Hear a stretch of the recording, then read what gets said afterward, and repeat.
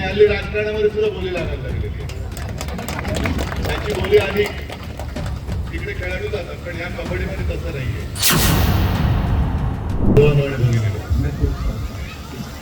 मला कल्पना आहे हे स्टील यात कोणाचंही आता भारताकडे लक्ष नाहीये. टाळा सुद्धा वाजणार नाही त्याची सुद्धा मला कल्पना आहे.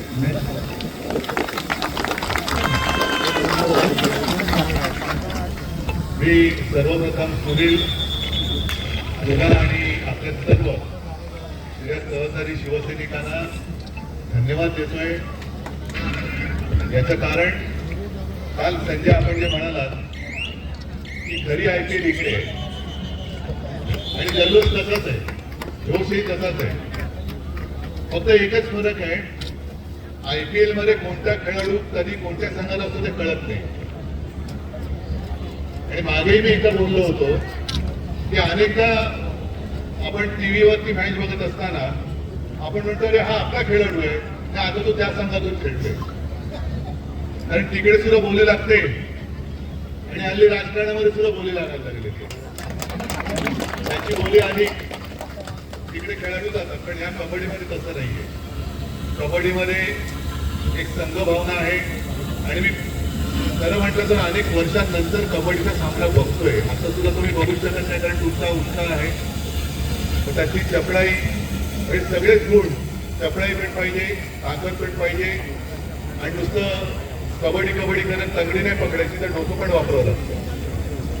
आम्ही राजकारणामध्ये फक्त तंगडे घालण्याचं काम करतो, तर तसं नाही. हा वेगळा एक खेळ आहे आणि मला खरंच आनंद होतोय या विक्रोळीकरांनी भांडूप सगळा हा जो उपनगराचा भाग आहे या सर्वांनी आपला भगवा आणि मराठी ठसा कायम ठेवलेला आहे. असेच सगळे सरकार जसं बंगालमध्ये बंगाली एकवटले, तामिळनाडूमध्ये सगळे तमिळन एकवटले.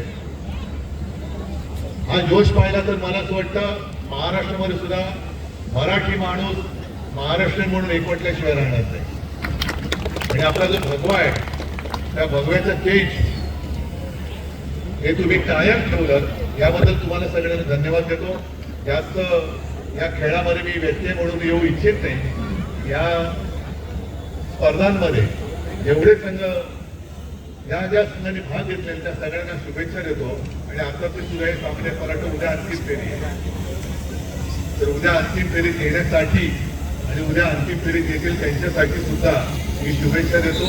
आणि सुनील आता ही परंपरा म्हणून पुढे चालू ठेवत, कारण हळूहळू मैदानी खेळ कमी होत चालले, मैदान सुद्धा कमी होत चालले. त्याच्यामुळे आपण नाही तर दुसरं कोण वाचवणार. तर ही परंपरा आता सुरू ठेवू आणि परत सगळ्यांना एकदा धन्यवाद.